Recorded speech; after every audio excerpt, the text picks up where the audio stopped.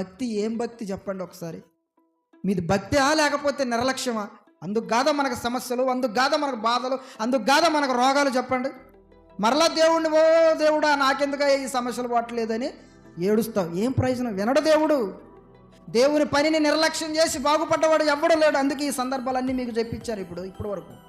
దేవుని పనిని నువ్వు సక్రమంగా చేయి, నువ్వు బాగుంటావు, నీ కుటుంబం బాగుంటుంది, నీ పిల్లలు బాగుంటారు, నీకు ప్రతిదీ కూడా దేవుడు వెనకాలండి నిన్ను నడిపిస్తాడు, నిన్ను ఎప్పుడు గొప్ప స్థాయిలోనే పెడతాడు. ప్రియమైన దేవుని పిల్లలారా, ఇది కానీ నువ్వు నమ్మితే దేవుని పనిని నువ్వు ఖచ్చితంగా నిర్లక్ష్యం లేకుండా ఎప్పుడు కూడా నేను మానుకోను, ఆరాధన పెట్టినా మానుకోను, క్లాసు పెట్టినా మానుకోను, పెద్దలు వచ్చి వాక్యం చెప్తున్నా మానుకోను, దేవునికి ఇచ్చే దాంట్లో మానుకోను. మిమ్మల్ని లక్షలు ఇవ్వమని అడగట్లేదు కదా.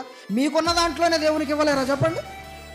మీకున్న దాంట్లోనే పోనీ ఇవ్వలేదు, ఆరాధనకు రావడం చేత కదా, క్లాసుకు రావడం చేత కదా, దేవుని కోసం చిన్న చిన్న కార్యక్రమాలు కూడా చేయటంలో మనం నిర్లక్ష్యం చేస్తున్నామంటే ప్రియమైన దేవుని పిల్లలారా, దేవుడు మనతో ఉంటాడంటారా?